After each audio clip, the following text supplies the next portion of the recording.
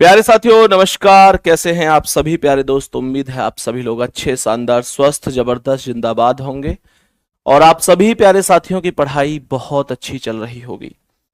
तो जल्दी से जल्दी एक बार सभी प्यारे प्यारे साथी, प्यारे प्यारे भाई बहन एक बार क्लास में आ जाएंगे। सभी को very very very good evening, शुभ संध्या, राम राम। सभी का बहुत बहुत स्वागत आज के इस सेशन में, आज की इस क्लास में। आ जाओ भाई, जल्दी जल्दी से करें सेशन की शुरुआत। सेशन की शुरुआत करते हैं बढ़िया तरीके से। सभी प्यारे दोस्त आएंगे। हाँ जी बिल्कुल भाई, वेरी वेरी गुड इवनिंग। अरे वाह, क्लास में सभी प्यारे साथियों के कमेंट आ चुके हैं। चलो जी, करें एक बार सेशन की शुरुआत। सर ऐसा क्यों लग रहा है जैसे कुछ पढ़ने का मन ही ना हो? भाई साहब अभी तो एग्जाम नजदीक नजदीक आएगा तो ऐसा और ज्यादा लगेगा। और इस समय पर जो अपने मन पर काबू कर लेगा, चीजों को पढ़ता रहेगा, वो बेहतर है। यही तो खेल होता है कि जब पेपर में 4-5 महीने होते हैं तो फिर ये लगता है कि अभी तो 4-5 महीने पड़े हैं, पढ़ लूंगा। और जब पेपर में 1.5 महीना रह जाता है तो ऐसे लगता है कि अब तो समय ही कहाँ बचा है, हाथ पांव फूलने लग जाते हैं। तो इसी चीज में तो तालमेल बिठाना ही तो जीवन है, स्टूडेंट जीवन। चलो नेक्स्ट पहले क्वेश्चन पे आते हैं। पहले सवाल पर आ जाते हैं, बताएंगे इसका क्या आंसर है। क्वेश्चन को ध्यान से समझेंगे और बताएंगे क्या आंसर हो सकता है। बादशाह सीरीज की क्लास अपलोड हो चुकी है दोस्त, हो चुकी है। यहां पर सबसे पहला मैं अगर कथन निष्कर्ष के अकॉर्डिंग अगर यहां पर समझूं तो इसने यहां पे क्या बोला है उसे एक बार डायग्राम के अकॉर्डिंग समझ लेते हैं। पहला कहता है कि सभी बिल्ली उल्लू हैं। जितनी भी बिल्ली हैं तो ये बिल्ली हो गई, और जितनी भी बिल्ली है मेरे भाई, सभी की सभी बिल्ली उल्लू होंगी। सभी बिल्ली उल्लू हैं। कुछ उल्लू चूहे हैं तो ये कुछ उल्लू यहां पर चूहे से कनेक्ट कर दिए, कुछ उल्लू चूहे हो गए। और कोई चूहा चमगादड़ नहीं है तो चूहा अलग और चमगादड़ अलग होगा। चूहा अलग और चमगादड़ अलग हो जाएगा। मैं उम्मीद करता हूं कि आप सभी को यह चीज बहुत अच्छी तरीके से समझ में आई होगी। पहला कह रहा है कुछ चूहे बिल्ली हैं, तो क्या चूहे का सर्कल बिल्ली के सर्कल से कनेक्ट दिखाई दे रहा है आपस में? नहीं दिखाई दे रहा, तो बिल्कुल गलत है। और कुछ चमगादड़ बिल्ली हो सकते हैं। कुछ चमगादड़ बिल्ली बिल्कुल हो सकते हैं, क्योंकि मेरे प्यारे दोस्तों यहां पर चमगादड़ का सर्कल यहां भी बनाया जा सकता है। कारण क्या है?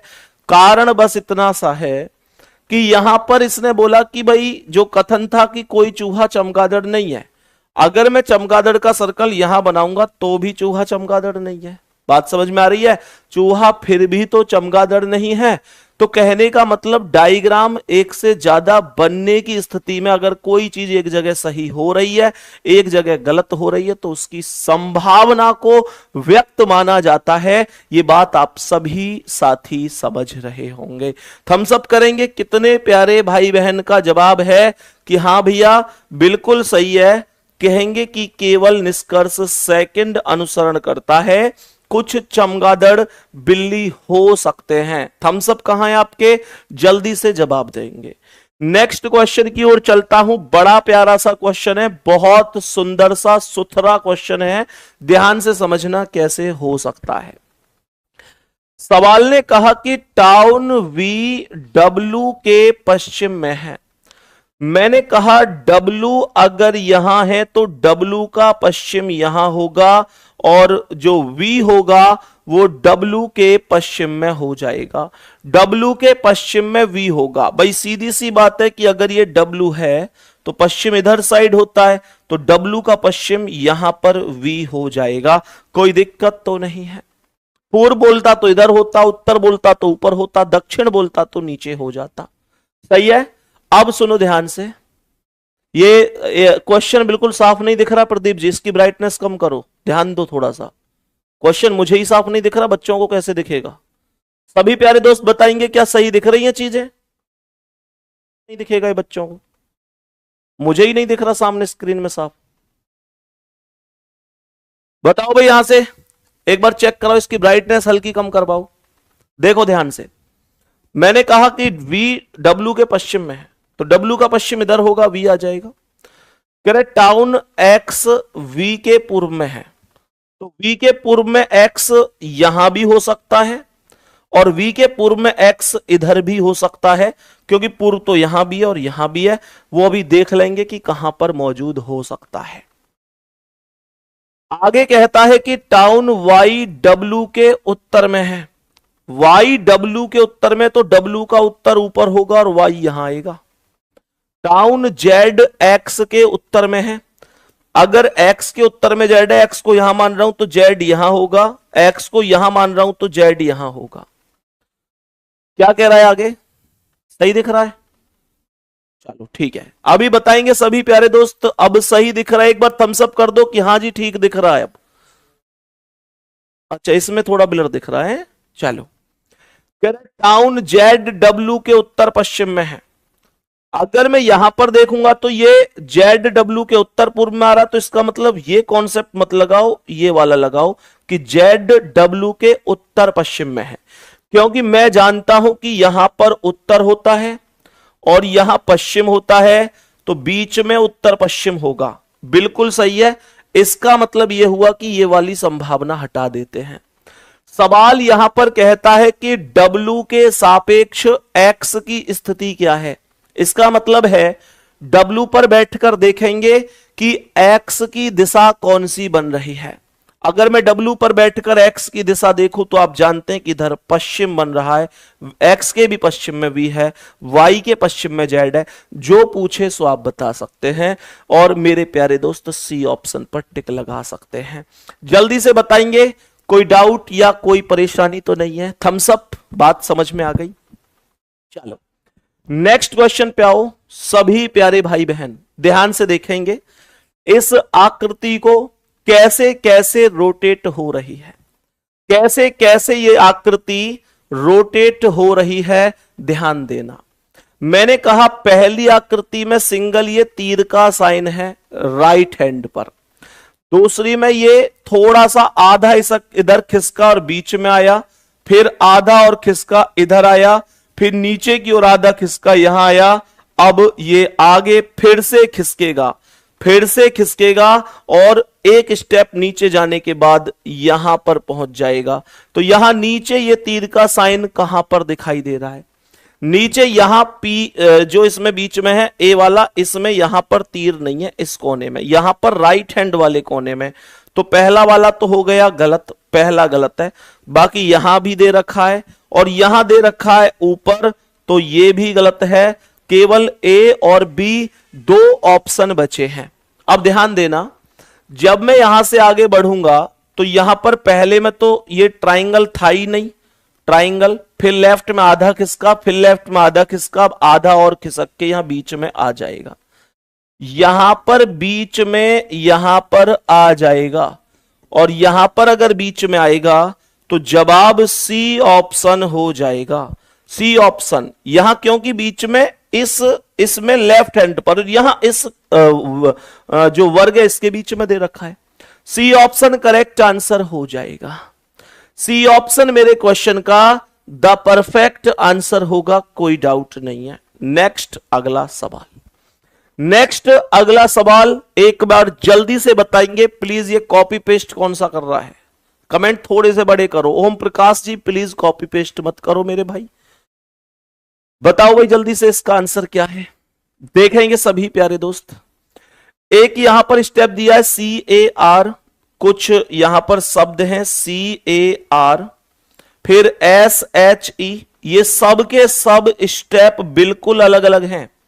BEG दिया है, BEG दिया है और MUD दिया है, MUD दिया है। देखना ध्यान से, प्रत्येक शब्द में प्रत्येक स्वर को अंग्रेजी वर्णमाला क्रम में उसके बाद वाले अक्षर से बदला जाता है। यानी कि स्वर में एक जोड़ा गया है, स्वर में क्या बोला? एक जोड़ा गया है। तो ए में एक जोड़ो बी आएगा, ई में एक जोड़ो एफ आएगा, ई में एक जोड़ो एफ आएगा, यू में एक जोड़ो वी आएगा। प्रत्येक व्यंजन को अंग्रेजी वर्णमाला क्रम में उसके पहले वाले अक्षर से बदला गया है। तो सी का पहला बी होगा, आर का पहला क्यू होगा, एस का पहला आर होगा, एच का पहला जी होगा, बी का पहला ए होगा, जी का पहला एफ होगा, एम का पहला एल होगा, डी का पहला सी होगा। तो यहां पर पूरा बनेगा B B Q R G F A F F L V C. इस प्रकार बने कितने अक्षरों में कोई स्वर नहीं आएगा? कोई स्वर नहीं आएगा। देखो, बी बी क्यू में कोई स्वर नहीं है, आर जी एफ में कोई स्वर नहीं है, ए एफ एफ में स्वर है ए, और एल वी सी में कोई स्वर नहीं है। तीन समूह ऐसे हैं जिनमें कोई स्वर नहीं है, पहला, दूसरा और लास्ट वाला। जो ए एफ है उसमें केवल ए के अंदर स्वर है, बाकी कहीं पर कोई भी स्वर नहीं है, करेक्ट होगा। नेक्स्ट क्वेश्चन पर आओ। बड़ा प्यारा सा और थोड़ा सा लैंग्वेज वाला क्वेश्चन है, लेकिन इतना कठिन नहीं है कि आप ना कर पाए। यहां पर पंक्ति में आपको दो पंक्तियां बनानी है। पंक्ति वाला क्वेश्चन है, पर आपको दो पंक्तियां बनानी है। ध्यान से देखना कैसे। कह रहा है पंक्ति एक में पहले पूरी बात समझ लो। 8 व्यक्ति दो समानांतर पंक्तियों में बैठे हैं। प्रत्येक पंक्ति में 4 व्यक्ति इस प्रकार है कि आसन्न व्यक्तियों के बीच की दूरी समान है। आसन्न व्यक्ति यानी जो पंक्तियों में बैठे व्यक्ति हैं, उनके बीच की जो डिस्टेंस है वो इक्वल है, बराबर है। कह रहा है पंक्ति एक में डी ई ओ एस बैठे हैं, उन सभी का मुंह दक्षिण की ओर है। इसका मतलब यह हुआ कि पंक्ति एक ये है जिसमें मुंह दक्षिण की ओर होगा। ये फर्स्ट पंक्ति है जिसमें मुंह दक्षिण की ओर है। पंक्ति सेकंड में मेरे प्यारे भाई जो इसने बोला है, वो बोला है कि एफ ए आर एम बैठे हैं और उनका मुंह उत्तर की ओर है, उनका मुंह उत्तर की ओर है। एक बात और ध्यान रखना, जिस पंक्ति का मुंह उत्तर की ओर होगा उसमें राइट और लेफ्ट हमारे हिसाब से होंगे, और जिसमें दक्षिण की ओर होगा उसमें राइट और लेफ्ट इसके खुद के हिसाब से होंगे। ध्यान रखना, ठीक है। सबसे पहले कह रहा है कि पहली पंक्ति के प्रत्येक व्यक्ति का मुख दूसरी पंक्ति के किसी अन्य व्यक्ति की ओर है। केवल डी ई के बाईं ओर बैठा है। केवल का मतलब समझते हैं कि इसका मतलब कोई और नहीं है, केवल डी ई के बाईं ओर है, और डी और ई एक पंक्ति के हैं। केवल डी ई के बाईं ओर है, तो अगर ये ई है तो ई के बाईं ओर केवल डी है। इसका बायां हमारा दायां होगा क्योंकि ये दक्षिण की ओर बैठे हुए हैं। आगे कहता है केवल आर ए के बाईं ओर है। अभी स्टेप को ले लेंगे इसे। केवल आर ए के बाईं ओर है। आर ए के बाईं ओर है तो ए को यहां बिठा दो और आर को यहां इसके बाईं ओर कर दो। सही है। आगे क्वेश्चन कहता है ए और एफ के बीच केवल एक व्यक्ति है। ए और एफ के बीच एक व्यक्ति है तो इसका मतलब वो व्यक्ति यहां आएगा और एफ यहां पर आ जाएगा। फिर कह रहा है कि डी और ओ के बीच केवल एक व्यक्ति है, तो डी यहां है, ओ को यहां रख दो, एक व्यक्ति आ जाएगा। तो ओ ई डी आ गए तो कौन बच गया? एस बच गया। और यहां आर ए एफ आ गए तो एम बच गया। इसका मतलब ओ के सामने आर होगा, एस के सामने ए होगा, ई के सामने एम और डी के सामने एफ होगा। बात समझ में आई है? कितने दोस्त ऐसे हैं जो आराम से जवाब दे सकते हैं इस चीज का? दो पंक्तियों की भी अगर चर्चा करनी है तो कोई दिक्कत होनी नहीं है। समझ गए? हमसे क्वेश्चन ने पूछा है कौन सा विकल्प एक दूसरे के सम्मुख दोनों व्यक्तियों को दर्शाता है? क्या ई और आर हैं? सर ई के सामने तो एम है। क्या ई और ए हैं? नहीं। क्या ई और एम है? बिल्कुल सही है, सी ऑप्शन। थम्स अप करो और बताओ बात समझ में आई? एस ओ यहां पर जो बैठे हुए हैं, ध्यान देना, एक मिनट थोड़ा सा ध्यान देना। इस प्रकार पहली पंक्ति में केवल आर ए के बाईं ओर है, ए और एफ के बीच केवल एक व्यक्ति है, ए और एफ के बीच एक है। डी और ओ के बीच में डी और ओ, ओके यहां पे थोड़ा सा बस करेक्शन कर लेना कि डी और ओ के बीच में ये ओ है, ये एस है, यहां पर ये थोड़ा सा मिस्टेक हो गई है, बाकी एकदम ओके, कोई दिक्कत नहीं है। RAMF दूसरी पंक्ति में बैठेंगे। जल्दी से बताएंगे, कोई दिक्कत परेशानी है? मेरे सभी प्यारे दोस्त बताएंगे।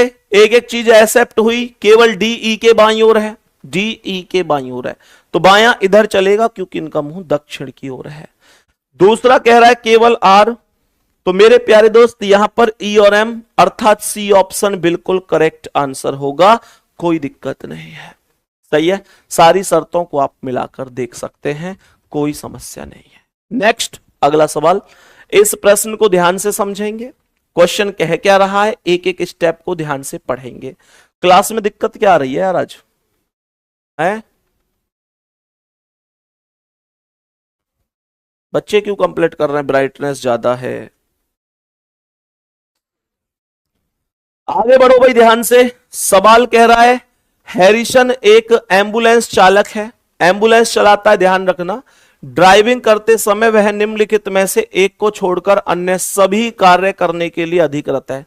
यानी इन चार में से तीन काम वो कर सकता है, एक नहीं कर सकता। जो नहीं कर सकता वो बताना है कि कौन सा नहीं कर सकता। पहला कह रहा है पार्किंग स्थानों के बारे में चिंता किए बिना पार्क करना या खड़ी करना। भाई देखो, अगर एम्बुलेंस की बात करूं तो सबसे पहले तो थोड़ा सा हमें भी एक चीज समझनी चाहिए कि एम्बुलेंस को साइड जरूर दो, हमेशा साइड दो, क्योंकि वहां हो सकता है उसमें किसी की जिंदगी और मौत का सवाल हो। कभी भी ट्रैफिक में गुड्डा, कभी मेरे आज इन शब्दों को ध्यान रखना। वैसे तो आप खुद इतने समझदार हो कि ऐसा करते होगे, मैं अच्छी तरह से आपको जानता हूं, फिर भी अगर एक दो साथी ऐसे हैं जो ध्यान ना देते हो तो जरूर दिया करो कि अगर पीछे कोई भी एम्बुलेंस है तो भाई उसे तो साइड जरूर देनी है, बल्कि ट्रैफिक में से निकलवाने में भी मदद किया करो, ठीक है ना। दूसरा, एक रेड सिग्नल, स्टॉप सिग्नल या स्टॉप साइन पर आगे बढ़ जाना, बिल्कुल कोई दिक्कत नहीं है, उसके लिए रेड लाइट थोड़ी मानने हैं भाई, उसमें किसी की जिंदगी का सवाल है। मानव जीवन को खतरे में डाले बिना गति सीमा से अधिक जाना, स्पीड से चलो कोई दिक्कत नहीं है, लेकिन मतलब एम्बुलेंस वाले के लिए है ये, लेकिन ध्यान रखो कि किसी की मतलब ऐसा ना हो कि एक आदमी अंदर बैठे हैं, उन्हें बचाने के लिए हम चार आदमियों को और एक्सीडेंट में मारते हैं, वो भी तो गलत है ना। फिर यहां पे कह रहा है कि जब वह ऑफ ड्यूटी हो तो आपातकालीन रोशनी और सायरन के साथ ड्राइव करना। यार ये बिल्कुल सही है, ये भी एक वास्तविकता वाली बात है। कई बार तो ऑफ ड्यूटी होता है, अंदर कोई होता नहीं है, पर वैसे ही मजे लेता है वो ड्राइवर, वैसे ही भगाता है, ऐसा भी होता है, ऐसा भी होता है। वो हालांकि होना नहीं चाहिए, पर हमें यही मानकर चलना है कि वो मजे ले रहा है या क्या ले रहा है हमें नहीं पता, हमें इतने ही मानकर चलना है कि अंदर किसी की जिंदगी मौत का सवाल है, हमेशा एम्बुलेंस को साइड देनी चाहिए, और जरूरत पड़ने पर अपने वाहन से उतर के प्यारे दोस्त कहीं ना कहीं बाकी वाहनों को भी साइड करके एम्बुलेंस को निकलवाने में मदद करनी चाहिए। नेक्स्ट क्वेश्चन पर आ जाओ। सवाल क्या कहता है, ध्यान से एक बार समझ लेंगे इस क्वेश्चन को। रीना प्रारंभ में पूर्व दिशा की ओर देख रही है। पूर्व दिशा की बात करूं तो ये पूर्व दिशा है। आज इसी टाइप के क्वेश्चन आप लोगों को कराए गए हैं बादशाह सीरीज में। फिर उसके बाद में क्लॉकवाइज और एंटी क्लॉकवाइज अलग अलग लिख दूंगा, इसमें कोई दिक्कत वाली बात ही नहीं है। कह रहा है 270 डिग्री घड़ी की दिशा में घूमती है, तो 270 मैंने यहां पर क्लॉकवाइज लिख दिया। फिर कहता है कि फिर 45 डिग्री वामावर्त, तो एंटी क्लॉकवाइज 45 लिख दिया। फिर अंत में 180 डिग्री घड़ी की दिशा में, तो क्लॉकवाइज 180 हो गया। किस दिशा की ओर अब देख रही, ये कह रहा है देखो ये 45 बच गया, ये 0 8 7 15 का 5 हासिल 1 2 1 3 1 4, ये 450 हो गया। तो मेरे प्यारे दोस्तों मैं ये बोलूंगा कि इन दोनों में जो ज्यादा है वो क्लॉकवाइज है। और कितना ज्यादा है, 10 में से 5 गए 5, 4 में से 4 गई 0 और 4, ये 405 डिग्री आ जाएगा। 405, इसका मतलब 360 से 45 और ज्यादा। तो पूर्व से पूर्व में आ गया 360 घूमकर, और 45 और, तो ये दक्षिण में पहुंच जाएगा। इसका मतलब है दक्षिण अर्थात ये है 360, 405 का मतलब है 360 प्लस 45। ओके, 360 और 45, पर ये होगा 90 डिग्री, तो ये बीच में आ जाएगा दक्षिण पूर्व में। दक्षिण पूर्व करेक्ट आंसर होगा, बी ऑप्शन पर दिखाई दे रहा है। बी ऑप्शन आपके सवाल का दोस्तों राइट आंसर हो जाएगा। नेक्स्ट अगला सवाल, सवाल को ध्यान से सुनेंगे क्या कह रहा है। सवाल बड़ा स्पष्ट है कि एक हमें यहां पर लेटर और नंबर दिए हैं, इनका दर्पण प्रतिबिंब बनवाने की बात कर रहा है। कह रहा है इनका दर्पण प्रतिबिंब बना दीजिए। दर्पण प्रतिबिंब, तो दर्पण के सबसे नजदीक एक्स है तो पहले एक्स ही दिखाई देगा, तब ये ऑप्शन गलत हो जाएगा। फिर W बिल्कुल सेम दिखेगा, लेकिन यहां पर ये M बनकर उल्टा हो चुका है तो ये भी गलत है। फिर उसके बाद ये 7 आएगा तो 7 को ऐसे उल्टा करके लिखूंगा, बिल्कुल सही है। फिर B आएगा तो B को उल्टा करके लिखूंगा, बिल्कुल सही है। फिर K आएगा, K को उल्टा करके लिखूंगा, बिल्कुल सही है। लेकिन यहां पर K को सीधा करके लिख रहा है तो ये भी गलत है। करेक्ट जवाब ए ऑप्शन हो जाएगा। आगे चेक करने जैसी कोई आवश्यकता नहीं है, कोई भी नीड नहीं है, ए बिल्कुल करेक्ट है। आगे सवाल में बढ़ते हैं और ध्यान पूर्वक समझते हैं कि क्या इस प्रश्न का करेक्ट जवाब हो सकता है। क्या इस प्रश्न का करेक्ट जवाब हो सकता है? देखो ध्यान से, एक क्लास में 105 छात्र हैं। कितने छात्र हैं? 105 छात्र हैं। लड़के 40% हैं और लड़कियां 60%। तो मैंने कहा कुछ बॉयज हैं और कुछ मेरे दोस्त गर्ल्स हैं। 105 का 40% निकाल देता हूं तो यहां पर सीधा 105 गुणा 40/100, 0 से 0 खत्म, 2 दूनी 4, 2 पंजे 10, 5 से 21 बार 105 खत्म और 21 दूनी 42। तो 42 यहां पर लड़के हैं। अब मैंने कहा लड़कियां कितनी है, तो 105 में से 42 घटा दो, 5 में से 2 गए 3, 10 में से 4 गए 6, अर्थात 63 लड़कियां हैं। 63 लड़कियां हैं।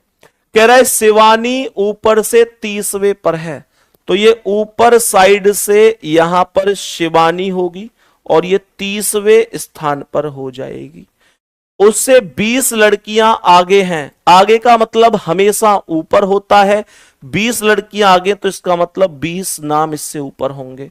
मैं आपको पहले एक चीज पूछना चाहता हूं कि अगर शिवानी का स्थान ऊपर से 30वां है तो शिवानी के ऊपर यानी इससे रैंक में आगे कितने व्यक्ति होंगे? 29 होंगे, तभी तो ये 30 है। इन 29 में से भी कह रहा है कि 20 लड़कियां हैं। 20 लड़कियां हैं तो 9 कौन है?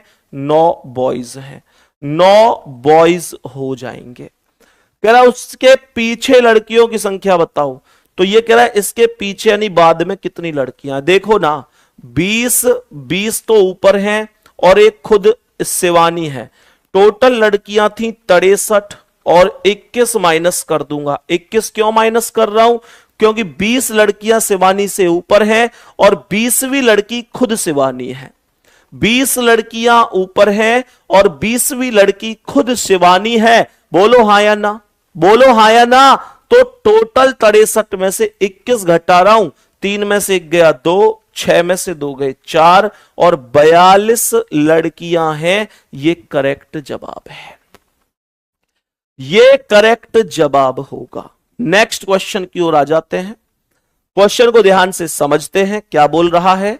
कह रहा है भावनात्मक बुद्धिमत्ता नेतृत्व को बढ़ाती है, लेकिन तकनीकी विशेषज्ञता के बिना नेता संगठनात्मक उद्देश्यों को पूरा करने में विफल हो सकते हैं। फिर से सुनिएगा, कह रहा है जो भावनात्मक बुद्धिमत्ता होती है ना, वो नेतृत्व को बढ़ाती है ना। जो इमोशनल टचमेंट होता है वो ठीक है, नेतृत्व को बढ़ा रहा है, लेकिन तकनीकी विशेषज्ञता जो होती है, लीडरशिप में जो एक्सपर्टाइज होती है मेरे प्यारे दोस्त, तो उसके बिना नेता संगठनात्मक उद्देश्यों को पूरा करने में विफल होते हैं।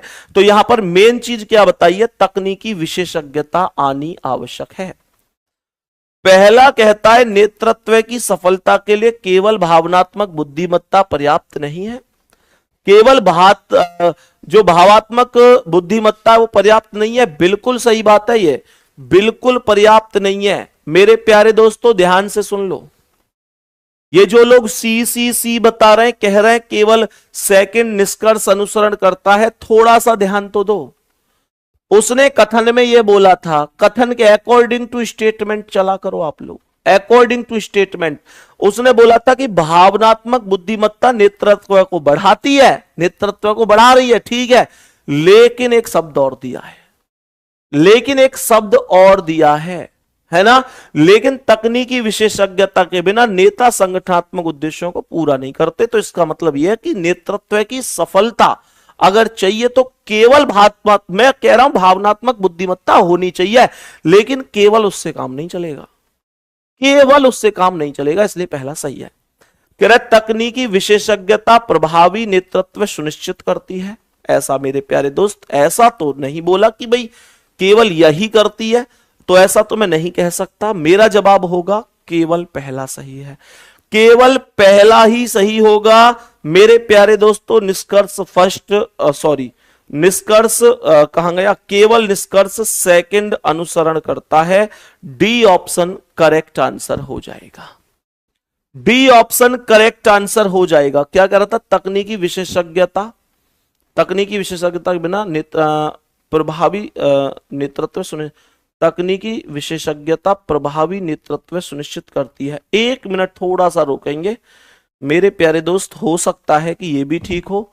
कह रहे तकनीकी विशेषज्ञता के बिना नेता संगठनात्मक उद्देश्यों को पूरा करने में विफल हो सकते हैं। तो ये होने चाहिए, तकनीकी विशेषज्ञता प्रभावी नेतृत्व सुनिश्चित करती है।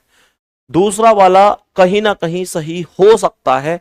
और मेरे प्यारे दोस्त इसको थोड़ा सा मैं देखकर आप लोगों को बताऊंगा कि प्रीवियस ईयर में एक्चुअल में ये क्वेश्चन पूछा गया है, तो मैं एक बार इसे सुनिश्चित करके आपको बताऊंगा कि इसका आंसर ये दूसरा सही है या नहीं है। क्योंकि मैं जल्दबाजी में आप लोगों को अभी कोई बता दूं और कल को यही सीधा क्वेश्चन पूछ लिया जाए तो बच्चा उस टाइम पर फिर वही आंसर लगा देता है जो टीचर ने क्लास में बताया है। और मैं बिल्कुल नहीं चाहता कि आप लोग थोड़े से भी मिसअंडरस्टैंडिंग में चले जाएं। तो मेरे दोस्त थोड़ा सा इसे क्वेश्चन को मैं कल के लिए नोट कर लेता हूं, एक बार लिख लेना प्रदीप जी से, मैं एक बार कल दोबारा से रिपीट करूंगा। मैं मतलब ऐसा नहीं है कि आप लोगों को यहां पर अभी मुझे पता है मैं कुछ भी बता दूंगा बच्चे मान जाएंगे, ये मुझे पता है। और मुझे ये भी पता है कि अगर मैं इस क्वेश्चन में ये कहूंगा कि भाई ठीक है मैं एक बार कल देख के बताऊंगा, तब मुझे यह भी पता है कि कुछ साथी ऐसे होंगे जो कहेंगे कि भैया आपको ये क्वेश्चन नहीं आता। हो सकता है क्वेश्चन मार्क मुझ पे लगाएं कि संदीप सर को ये क्वेश्चन नहीं आता। कोई बात नहीं है, हो सकता है क्वेश्चन मार्क मुझ पे लगे, कोई दिक्कत नहीं है, लेकिन मैं ऐसा नहीं है कि बातों को घुमा के बोल दूं और रिस्क ले लूं। तो मेरे दोस्त इसे कल ही हम डिस्कस करेंगे, एक बार चेक करके, सही है। नेक्स्ट क्वेश्चन पे आओ, इसका आंसर बताओ, बोलो इसका आंसर क्या है। हाँ ये होता है, कुछ लोग कहेंगे कि ऐसे, लेकिन एक बात ये भी है कि फिर टीचर अगर केवल इसलिए गलत आंसर बता दे कि भाई लोग क्या समझेंगे, तो फिर वो टीचर कहलाने लायक नहीं है। ये मेरा मानना, हो सकता है मैं भी गलत हूं, लेकिन मुद्दा यह है कि मैं सीधा ही बोलता हूं इन चीजों को। दिए गए महीने की 14 तारीख को कौन सा दिन है, दिए गए महीने की 14 तारीख को कौन सा दिन है, ध्यान से सुनना। तो यहां पर पहला कह रहा है महीने का आखिरी दिन रविवार है। ये डाटा सफिशिएंसी का क्वेश्चन है कि ये जो जानकारी आपको बतानी है दिए गए महीने की 14 तारीख को कौन सा दिन है, या तो ये कथन फर्स्ट से सॉल्व होगी या कथन सेकंड से सॉल्व होगी या दोनों से मिलाकर सॉल्व होगा। तो हमसे बोल रहा है महीने का आखिरी दिन रविवार है। आखिरी दिन ऐसे तो नहीं कह सकता ना, क्योंकि मैं बता देता कि कौन सा था, लेकिन महीने का आखिरी दिन बोल रहा है, तो आखिरी दिन तो यहां पर महीने का नाम तो पता नहीं है। अब महीना 28 दिन का है, 29 का है, 30 का है, 31 का है, तो मैं इस बारे में कुछ नहीं कह सकता, इसलिए ये गलत है। दूसरा कह रहा है 25 तारीख को महीने का चौथा शनिवार है। मेरे प्यारे दोस्त अगर 25 तारीख को चौथा शनिवार है तो सैटरडे है, मैं इतना समझ सकता हूं, चौथा हो, तीसरा हो, दूसरा हो, उससे मुझे कोई मतलब नहीं, हिंट मिल गई। अब अगर 25 को सैटरडे है तो 18 को भी सैटरडे ही होगा, हाँ या ना, क्योंकि 7 दिन पहले और 7 दिन बाद समान दिन रिपीट होता है। ठीक है, मैंने आप लोगों से क्या बोला, नीचे करो, मेरे सभी प्यारे दोस्त आएंगे, चलो बहुत बढ़िया, आगे बढ़ा दो। 18 7 25 हो जाएगा। 18 7 25 हो जाएगा। मैंने क्या बोला? मैंने बोला अगर 18 को सैटरडे है तो 17, मुझे 14 चाहिए, 16, 15, 14। सैटरडे से पहले क्या आएगा? फ्राइडे। फ्राइडे से पहले क्या आ जाएगा? थर्सडे। थर्सडे से पहले क्या आ जाएगा? वेडनेसडे। और यहां आ जाएगा ट्यूसडे। सही है?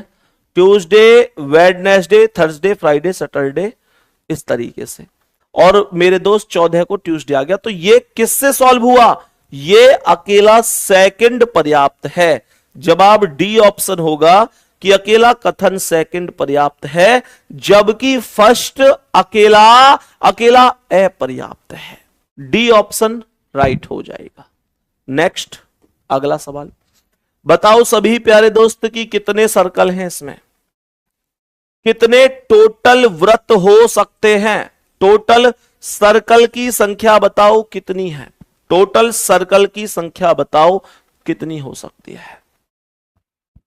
बताओ भाई, जल्दी जल्दी से नीचे कमेंट करो। बताओ जल्दी से कितने सर्कल है, और नीचे करो। सर जी, मैं आपका शिष्य बालकिशन कुशवाहा, ग्राम मिनौरा, जिला ललितपुर, यूपी। कब आओगे आप? बहुत दिनों से इंतजार कर रहा हूं आपको बुलाने में। कितना पैसा खर्च होता है? Please sir reply. मेरे दोस्त, हमें बुलाने में कोई पैसा खर्च नहीं होता है ना। रही बात बुलाने की, तो मेरे प्यारे साथी देखो, समय की बड़ी दिक्कत होती है। समय की बड़ी दिक्कत है क्योंकि क्लास डिस्टर्ब होती है और बच्चे अलग अलग जगह से हैं। तो कई बार हम मीटअप में कहीं निकल के जा रहे हैं तब मिल लिए, या मतलब कोई मिलियन हुए हैं तब कोशिश होती है कि हर जगह अलग अलग स्थान पर आप लोगों से जाके मिले, है ना। तो ये सारी चीजें हैं। बाकी कभी आपको समय मिले तो आप इधर घूम जाइए, कोई दिक्कत नहीं है, जब आपसे मिल लेंगे, ठीक है ना भाई। चलो देखो कितने व्रत हैं। तो यहां पर टोटल सर्कल काउंट करता हूं। ये पहला सर्कल है, एक सर्कल यहां पर ये रहा, दूसरा सर्कल यहां पर कह सकता हूं, दूसरा सर्कल यहां पर ये कह सकता हूं, 2 हो गए। तीसरा सर्कल ये हो गया, चौथा सर्कल ये हो गया, पांचवा सर्कल ये हो गया, पांचवा, छठा सर्कल पूरा कंप्लीट हो गया, छठा सर्कल पूरा कंप्लीट हो गया। उसके बाद ये 7वां छोटा, 8वां बड़ा, 9वां छोटा, 10वां बड़ा, 11वां छोटा, 12वां बड़ा। 12 सर्कल हैं इसमें, 12 सर्कल हैं। सी ऑप्शन राइट है, 12 सर्कल इसमें होंगे। आगे बढ़ो, इस क्वेश्चन को ध्यान पूर्वक समझो, देखो क्या कह रहा है। सवाल को ध्यान से सुनना। सवाल क्या है? A B C D J के एल 1 2 3 4 5 6 7, टोटल 7 व्यक्ति हैं। ध्यान से सुनना, मैंने कहा टोटल 7 व्यक्ति हैं, तो 2 4 6 7 केंद्र की ओर अभिमुख होकर बैठे हैं। ये केंद्र है तो ये ऐसे बैठेगा, इसका ये राइट है। पॉइंट छोड़ो बिंदु, पॉइंट छोड़ो बिंदु, पॉइंट छोड़ो बिंदु, पॉइंट छोड़ो बिंदु, पॉइंट छोड़ो बिंदु, पॉइंट छोड़ो बिंदु। सही है। राइट और लेफ्ट पहले डिसाइड कर लिया करो, नहीं तो राइट और लेफ्ट में बड़ी दिक्कत हो जाती है, पता नहीं चलता है कि राइट किधर है लेफ्ट किधर है। सवाल कह रहा है के दाईं ओर गिनने पर के और जे के बीच केवल 2 व्यक्ति हैं।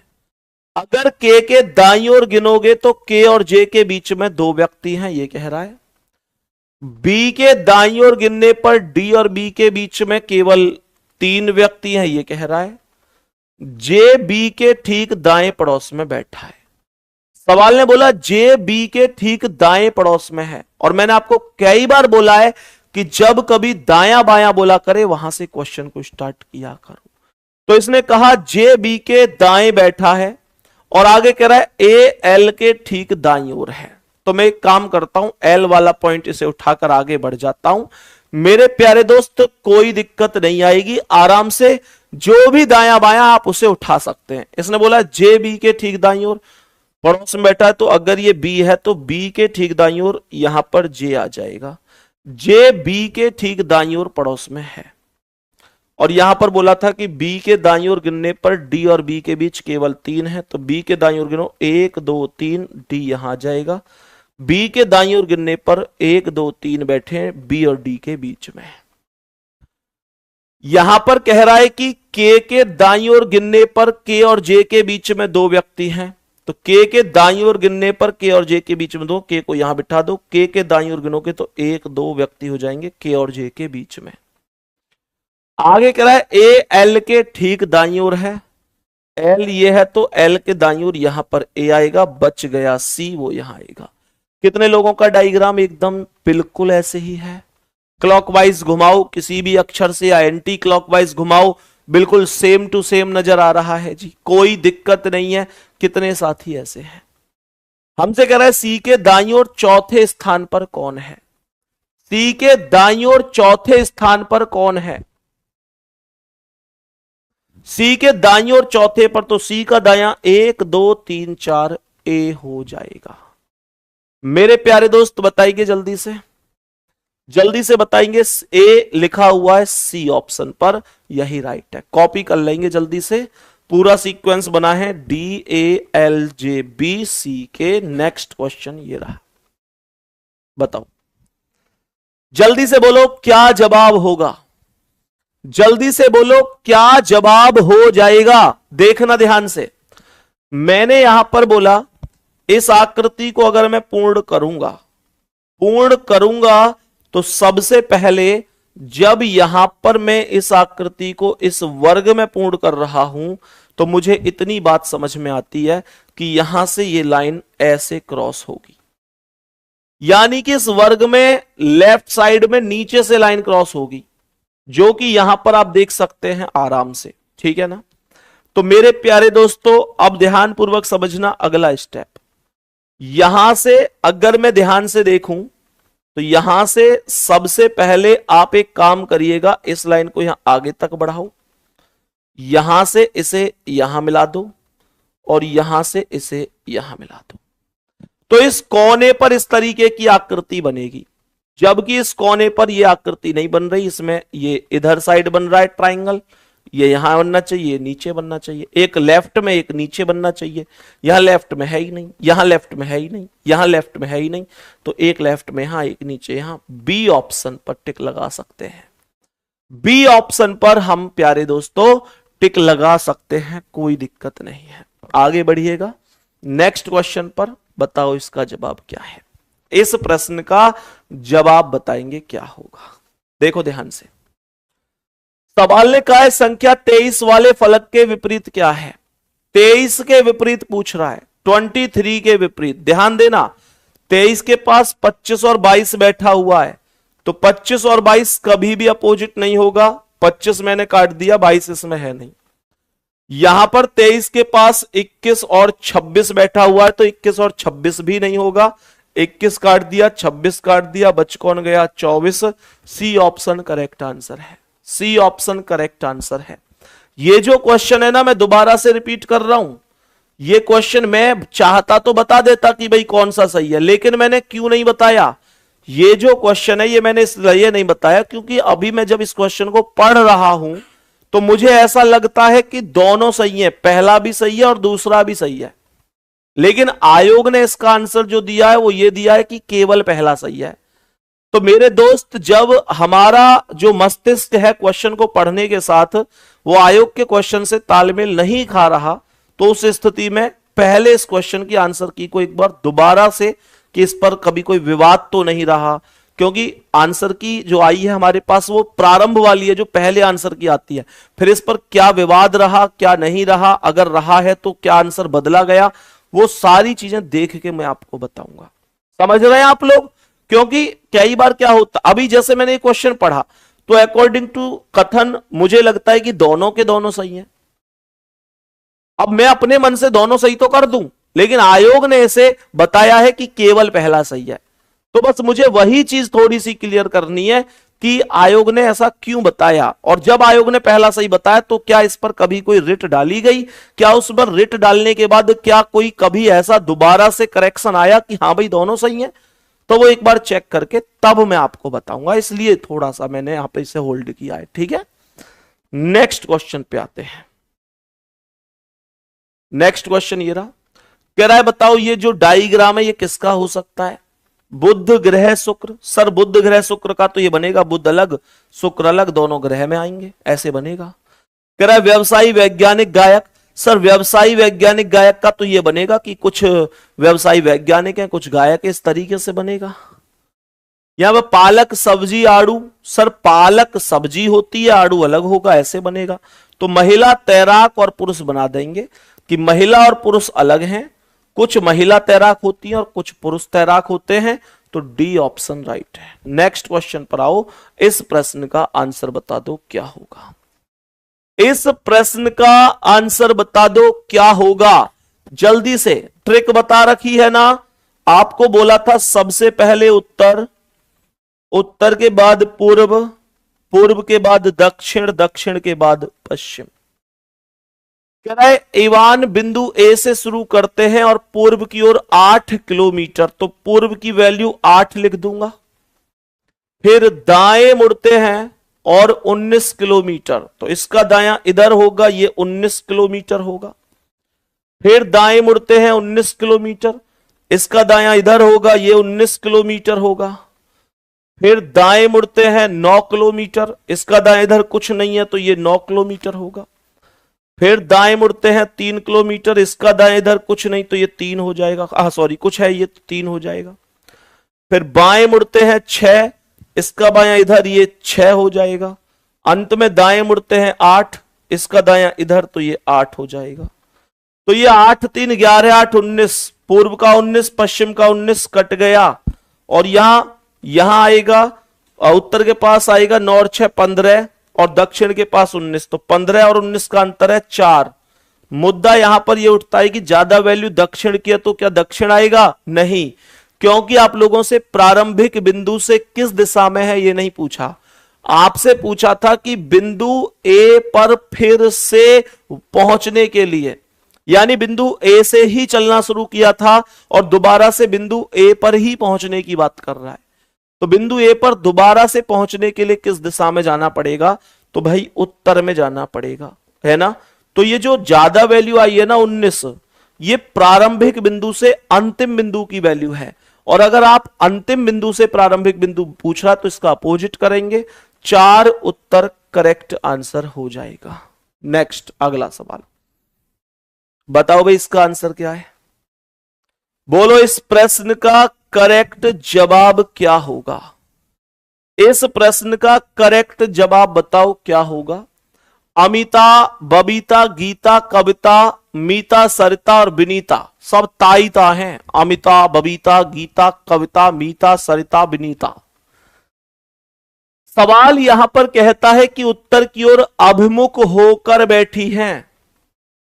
पहला पॉइंट है कि गीता कविता के दाईं ओर तीसरे पर है, गीता कविता के बाईं ओर तीसरे स्थान पर। ध्यान से सुनना, अगर मैं कहूं कि ये कविता है तो कविता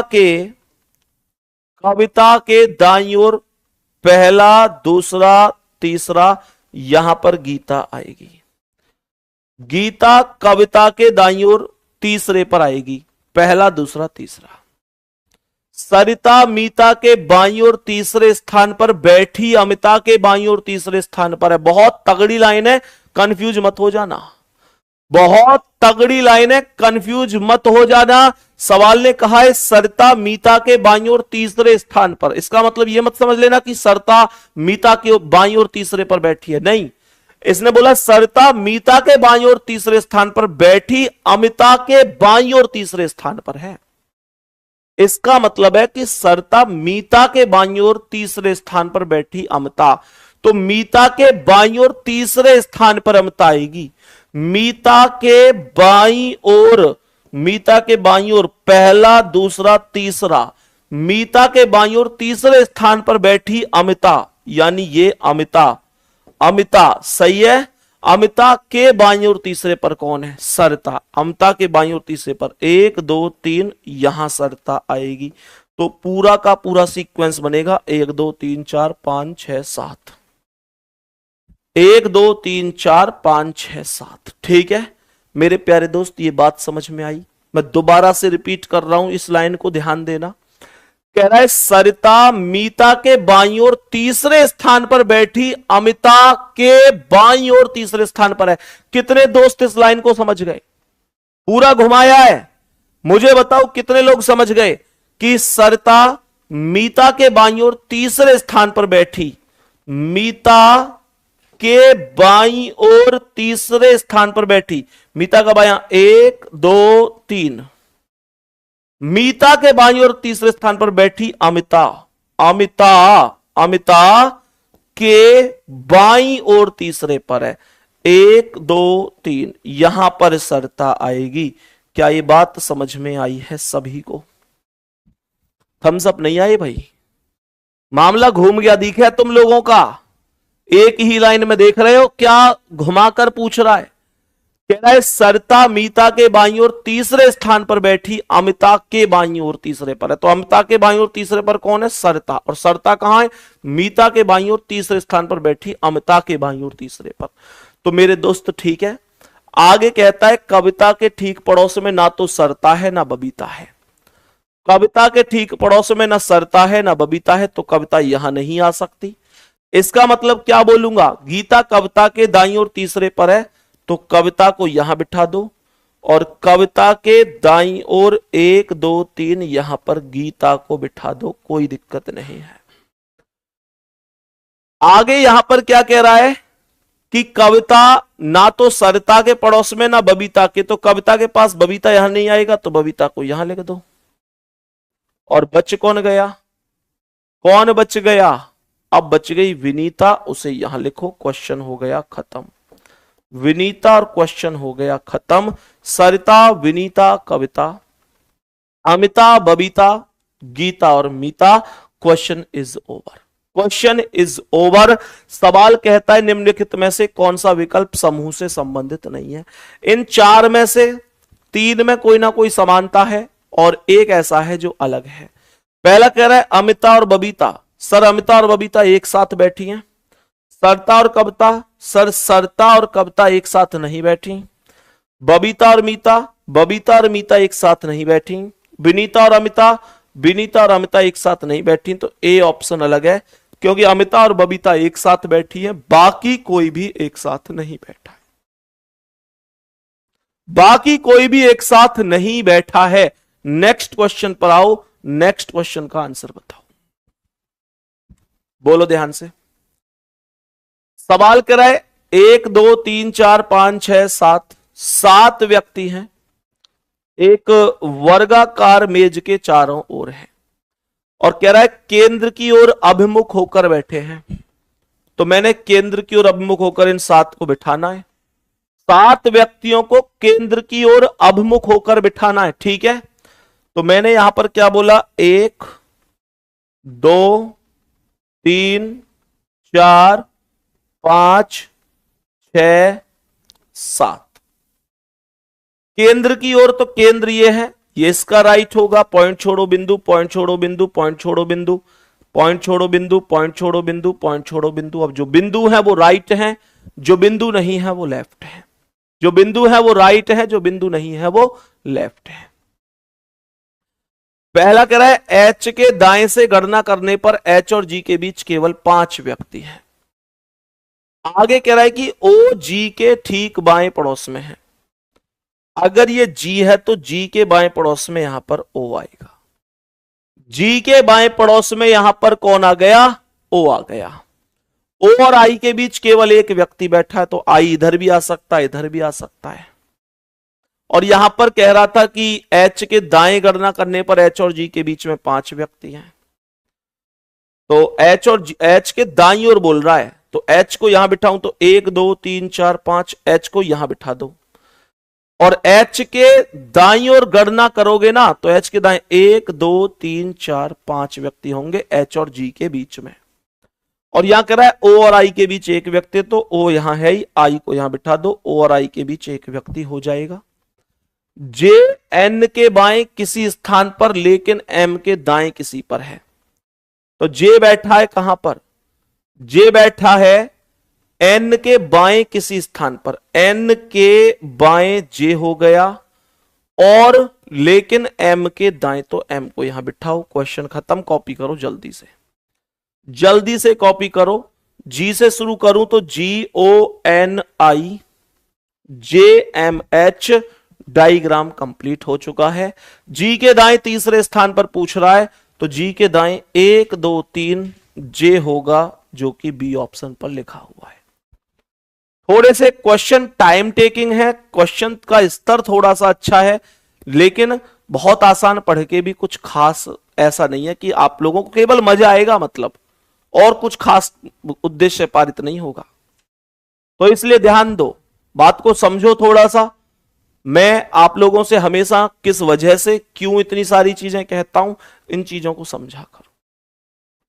इनका केवल एक ही उद्देश्य है, केवल एक ही उद्देश्य है कि मैं आप लोगों को थोड़ा सा अच्छे लेवल के क्वेश्चन भी करवा पाऊं, कि कल को क्वेश्चन अगर थोड़े ठीक ठाक लेवल के आए तो आप लैंग्वेज को समझ सको, लैंग्वेज को पढ़ सको कि क्या कह रहा है। सही है ना। नेक्स्ट अगला, अब देखो ये क्वेश्चन भी एक अच्छे लेवल का है, अच्छे स्तर का क्वेश्चन है। सवाल कर रहा है 7 डिब्बे हैं, ये एक के ऊपर एक रखे गए हैं, जी के ऊपर कोई डिब्बा नहीं रखा गया। इसका मतलब तो यह हुआ कि जी सबसे ऊपर है, इसका मतलब तो यह हुआ कि जो जी है वो सबसे ऊपर है। जी और बी के बीच केवल 3 डिब्बे हैं, तो 1 2 3 बी यहां जाएगा। आगे यहां पर कह रहा है कि एफ और डी के बीच केवल एक है, डी को बी के ठीक ऊपर रखा गया है, तो बी के ठीक ऊपर डी यहां पर आ जाएगा। और एक चीज और सोच लो कि 1 2 3 4 5, छठा यहां आएगा, सातवां यहां आएगा। कह रहा है एफ और ई के बीच केवल 4 डिब्बे हैं, और आप यहां पर ऐसे समझ सकते हैं कि एफ और डी के बीच केवल एक है। एफ और डी के बीच केवल एक है, तो एफ यहां भी आ सकता है, यहां भी आ सकता है। और यहां बोल रहा है कि एफ और ई के बीच केवल 4 हैं, तो एफ यहां आएगा, तो 1 2 3 4 यहां तो आएंगे नहीं, तो आप एफ को यहां लिखो, और 1 2 3 4। कह रहा है एफ और ई के बीच केवल 4 हैं, एफ और ई के बीच केवल 4 हैं, तो एफ और ई के बीच केवल 4, 1 2 3 4, यहां पर तो बात नहीं बन रही। और अगर मैं एफ को यहां लिख दूं तो 1 2 3 4 यहां बात बन जाएगी, ई यहां आ जाएगा।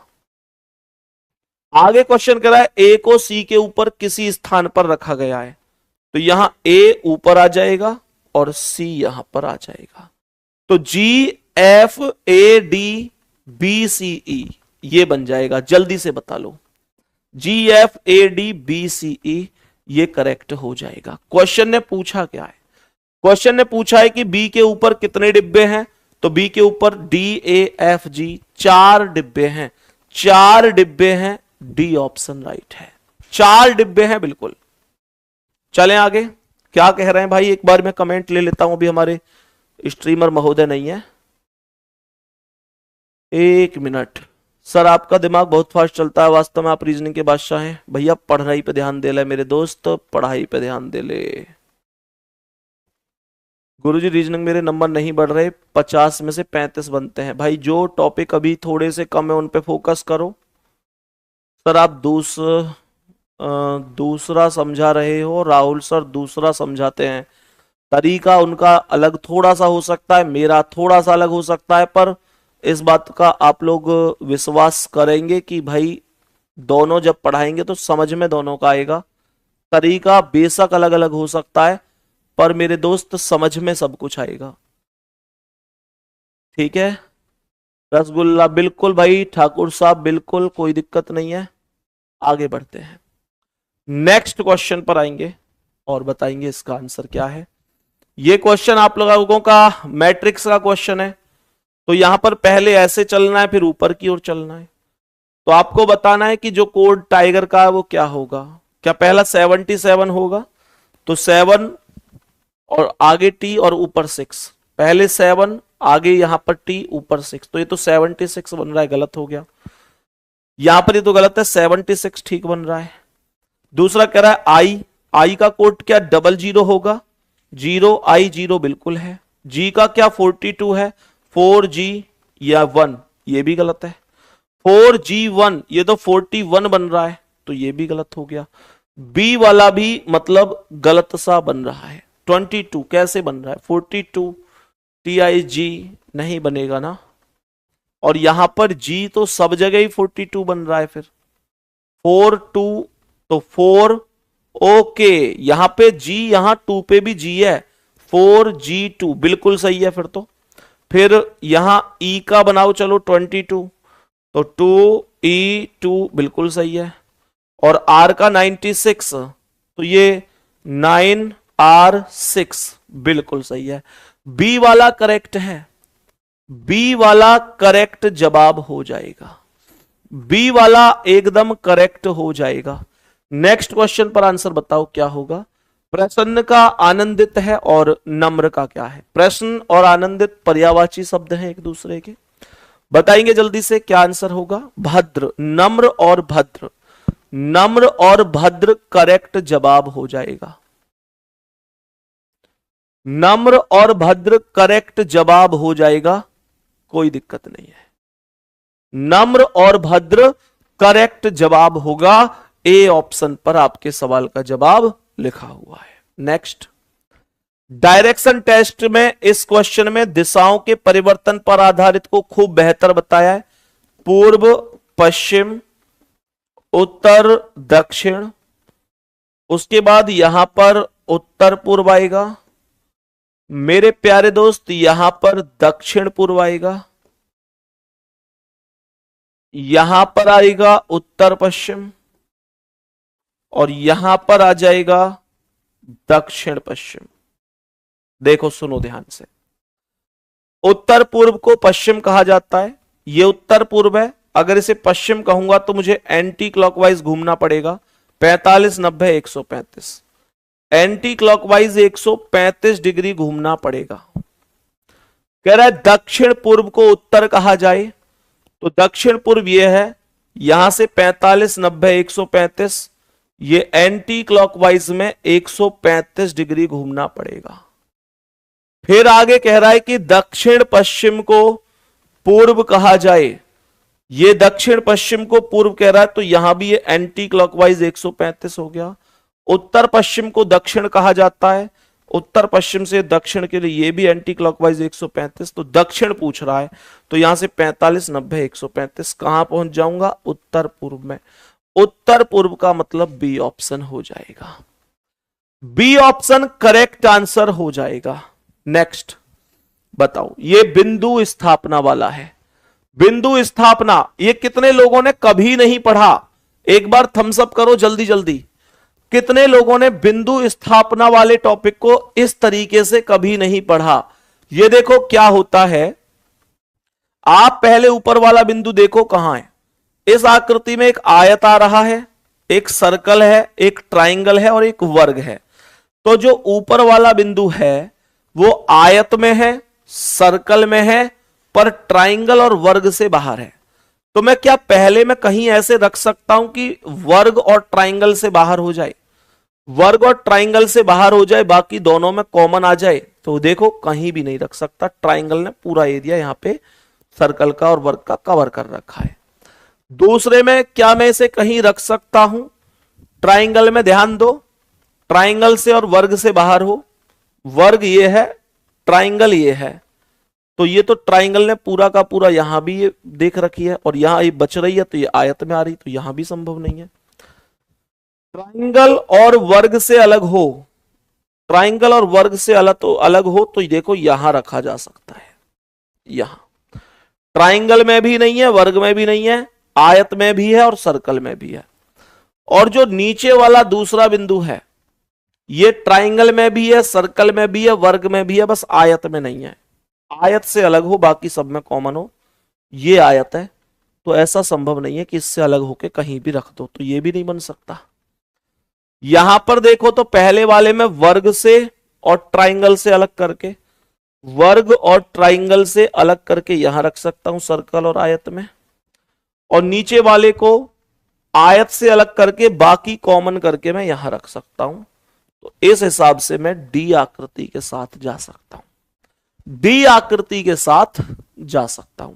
नेक्स्ट, अच्छे स्वास्थ्य के लिए नियमित व्यायाम आवश्यक है।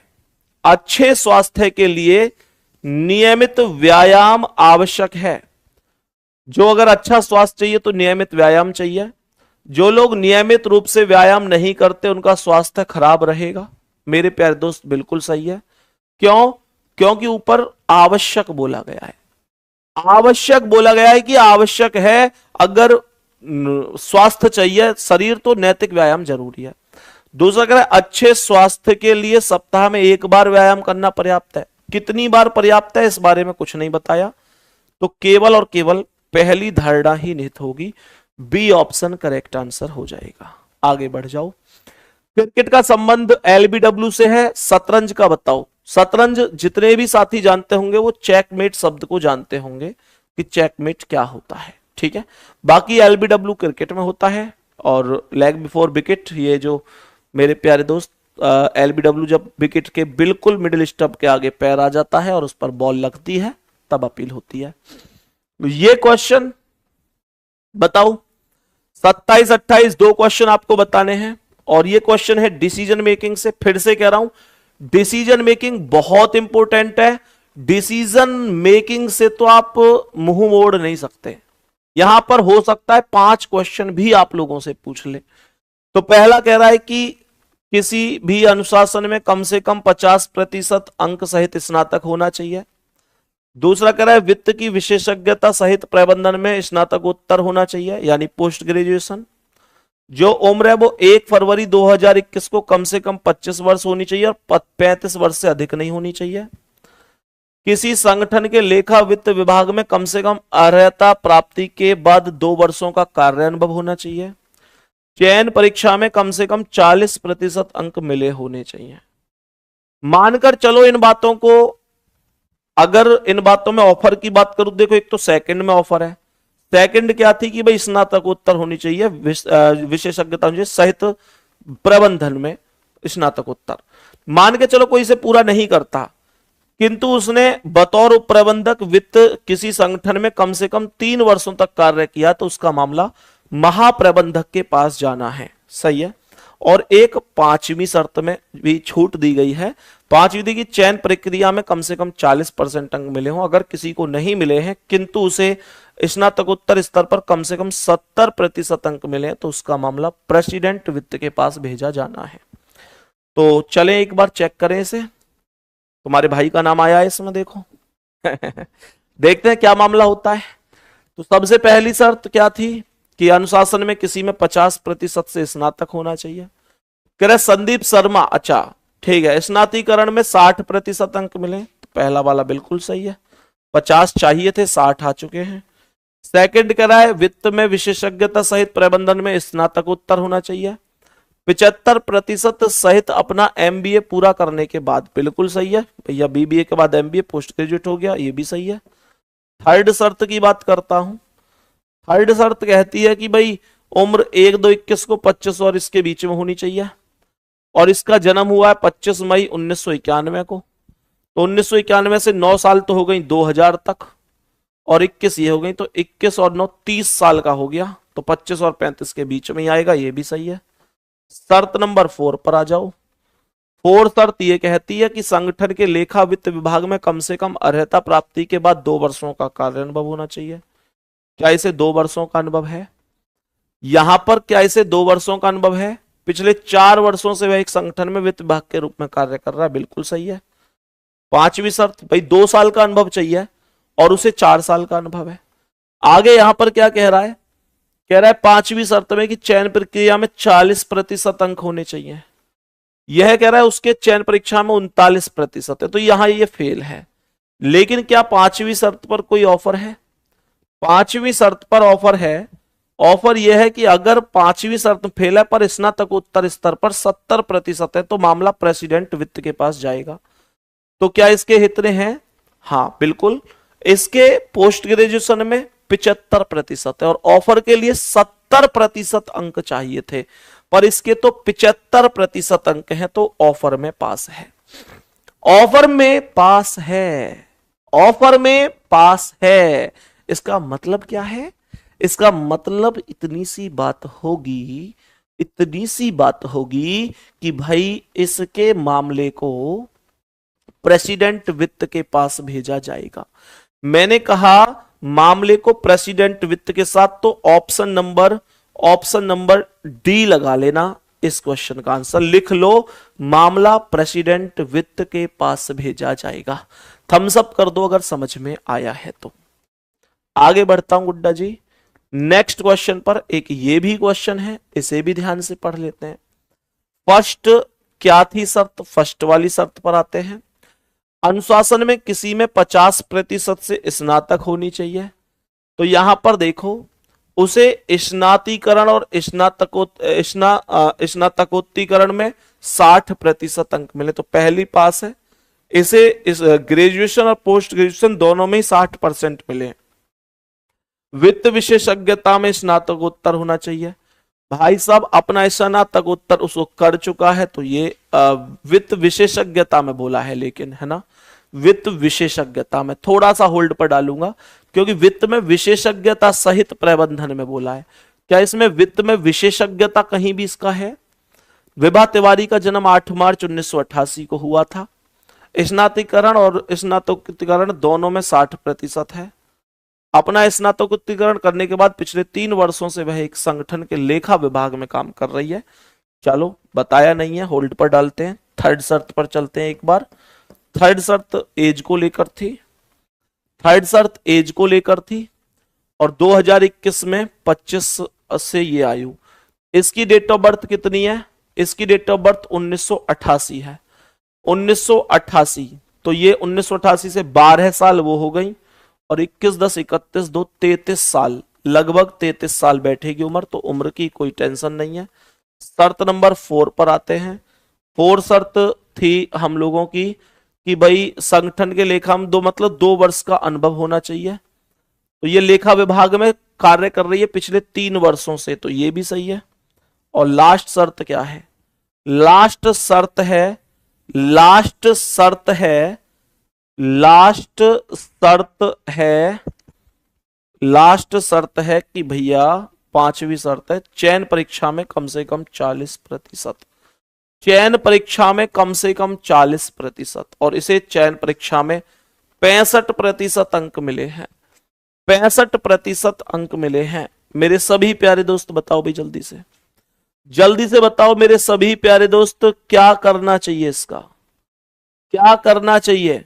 यहां पर अगर मैं बात करूं तो देखो, पहली शर्त भी ओके है और ये जो वित्त विभाग में कार्य कर रही, पिछले 4 वर्षों से वह एक संगठन के वित्त विभाग में कार्य कर रही है।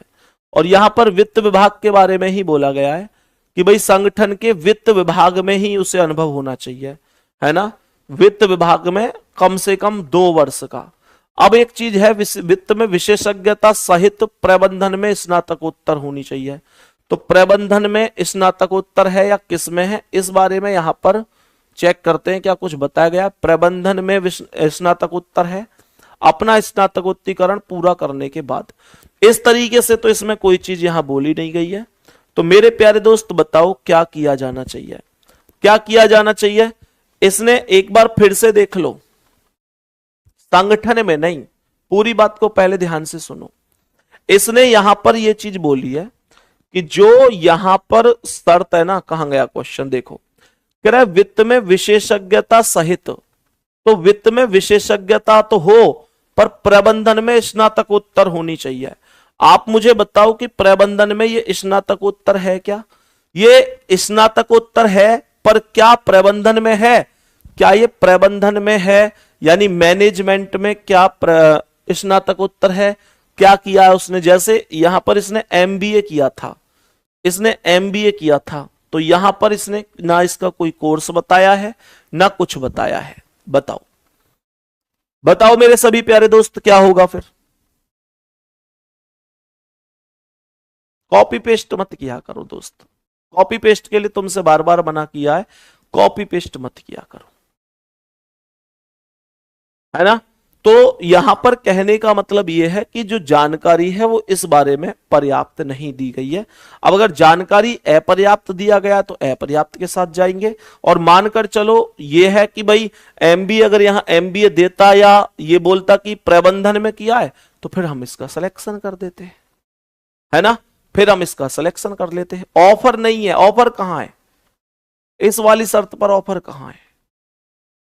इस वाली शर्त पर ऑफर कहां है बताओ, कहां है इस वाली शर्त पर ऑफर? इसने यहां पर बोला है वित्त में विशेषज्ञता सहित स्नातकोत्तर, तो सेकंड वाली में ऑफर कहां है? सेकंड वाली में, अच्छा यहां पर ऑफर कह रहे हो, ये सेकंड वाली में कि अगर इतना नहीं है तो किंतु उसने बतौर उप प्रबंधक किसी संगठन में कम से कम 3 वर्षों तक काम किया है, तो ये कह रहा है पिछले 3 वर्षों से वह संगठन के लेखा विभाग में, ओके, तो ये लेखा विभाग में काम कर रही है, पिछले 3 वर्षों से लेखा विभाग में काम कर रही है। चलो ठीक है, कोई दिक्कत नहीं है। और कौन कौन सी शर्तें हैं? स्नातकोत्तर होना चाहिए, अगर नहीं है तो 3 वर्षों का अनुभव हो रहा है उसे, तो अगर ऐसा है तो मामला प्रेसिडेंट के पास भेज देना चाहिए, तो 3 वर्षों से तो मामला महाप्रबंधक वित्त के पास भेज देना चाहिए। और आगे क्या बोला है, सारी शर्तों को एक बार चेक कर लेते हैं फिर से। किसी भी अनुशासन में कम से कम 50% अंक स्नातक होना चाहिए, तो यहां पर 50% अंक स्नातक है, ये 50%, उसे स्नातकीकरण और इन दोनों में 60% मिले तो बिल्कुल सही है। सेकंड वाला कह रहा है वित्त में विशेषज्ञता सहित प्रबंधन में स्नातकोत्तर होनी चाहिए, स्नातकोत्तर के दौरान इसने अपना स्नातकोत्तीकरण पूरा करने के बाद पिछले 3 वर्षों से, ठीक है नहीं दिया लेकिन ऑफर में फिर भी पास है। तीसरा क्या कह रहा है कि 1-2-21 को आयु 25 वर्ष और 35 वर्ष, तो इसकी डेट ऑफ बर्थ है 1988, 1988 से 12 तो हो गई वो, और 21 और 12 कितनी हो गई, 21 तक ही बोला है ना, 21 10 31 और 2 33 साल हो गई, 33 साल इसकी उम्र हो गई, 33 साल। तो मेरे प्यारे दोस्त ठीक है जी, ये भी। आगे यहां पर चौथी शर्त क्या है कि किसी संगठन के लेखा वित्त विभाग में कम से कम अर्हता प्राप्ति के बाद 2 वर्ष का अनुभव, उसे तो 3 वर्ष का है, और चयन प्रक्रिया में कम से कम 40%, तो चयन प्रक्रिया में भी कम से कम 40%, इसके 65% अंक हैं। और यहां पर एक छोटा सा काम फिर आप लोग और कर लीजिएगा, उसने यहां पर एक शब्द जो है ना, एक छोटा सा, फिर इसका सिलेक्शन ही कर लेते हैं, इसमें लिख लेना अपना एमबीए से स्नातकोत्तीकरण करने के बाद, ठीक है, तो फिर हम इसे दूसरी शर्त में भी पास करके कहेंगे चयन किया जा सकता है। चयन कर दो, अब इसका चयन किया जा सकता है, चयन किया जा सकता है। एक छोटा सा करेक्शन यहां पर कर लेना, चयन किया जा सकता है, बहुत देर हो गई इस पर, तो इसका चयन इतनी देर में अब कर देते हैं, ठीक है ना। हाँ बिल्कुल, इसका चयन पास कर देते हैं इसे, लेकिन किस शर्त पर किया कि हमने यहां एमबीए लिख दिया है, किसने जो पोस्ट ग्रेजुएशन किया है वो एमबीए यहां पर पिछले क्वेश्चन की तरह, ठीक है ना। तो एक बार यहां पर सभी प्यारे दोस्त कॉपी में एमबीए जरूर लिख लेना, अगर एमबीए नहीं तो फिर महाप्रबंधक के पास मामला भेज दिया जाएगा, ठीक है ना। चलो, तो यहां एमबीए एक बार नोट कर लेना सभी मेरे प्यारे दोस्त, एमबीए नोट कर लेना। आगे बढ़ते हैं, यहां पर कह रहा है कि इसका कोड क्या हो जाएगा। पहली शर्त क्या है, यदि पहला घटक एक प्रतीक है और अंतिम घटक एक सम संख्या है, एक संख्या है मतलब, तो देखो पहला घटक एक प्रतीक है, अंतिम घटक संख्या है। दूसरे में कह रहा है पहला घटक एक विषम संख्या, बिल्कुल नहीं है, वो तो प्रतीक है। तीसरा कह रहा है यदि दूसरा और तीसरा दोनों पूर्ण वर्ग है, तो दूसरा तीसरा पूर्ण वर्ग नहीं है, तीसरा तो हैज है। तो पहली शर्त ही फॉलो होगी, पहला घटक एक प्रतीक है बिल्कुल, और अंतिम घटक एक संख्या है, तो दोनों के कूट को परस्पर बदल देना है। तो @ का कोड कितना है, आर, तो आर चला जाएगा सबसे लास्ट में, आर चला जाएगा सबसे लास्ट में, सही है। और यहां पर कह रहा है 9 का कोड है वाई, तो वाई चला जाएगा सबसे शुरू में। बाकी 4 का कोड कितना है, जी है तो जी आ जाएगा। हैज का कोड कितना है, बी, तो बी आ जाएगा। उसके बाद 3 का कोड पी तो पी आ जाएगा। और फिर स्टार का कोड एल है तो एल आ जाएगा। कहां है option? Y G B P L R, A option right answer है। ए ऑप्शन राइट आंसर है। नेक्स्ट क्वेश्चन पर आ जाओ। नेक्स्ट क्वेश्चन पर आ जाओ, इसका आंसर बताओ क्या होगा। देखो ध्यान से, यहां कह रहा है 6 व्यक्ति P Q R S T U एक परिवार है, पी व आर एक विवाहित जोड़ा है। तो पी और आर विवाहित जोड़ा हो गया, पति पत्नी। पी की लड़की एस है तो पी की बेटी एस हो गई, बहुत बढ़िया। आर का पुत्र क्यू है तो आर का पुत्र ये क्यू अर्थात प्लस हो गया। लेकिन क्यू की माता आर नहीं है, आर माता नहीं है तो पिता होगा और पी माता होगी। आर का भाई टी है, आर का भाई टी होगा, टी भाई है तो प्लस। यू एस का भाई है, एस के बराबर में यू प्लस हो जाएगा। कह रहा है तो परिवार में कितने पुरुष सदस्य हैं? पुरुष कितने हैं? 1 2 3 4। कौन कौन से पुरुष हैं? You Q R T. और महिला कितनी है? 2, पी और एस। तो 4 होंगे। बी करेक्ट आंसर है, बी करेक्ट आंसर हो जाएगा। नीचे करो कमेंट को। सभी प्यारे दोस्त बताएंगे बात समझ में आई?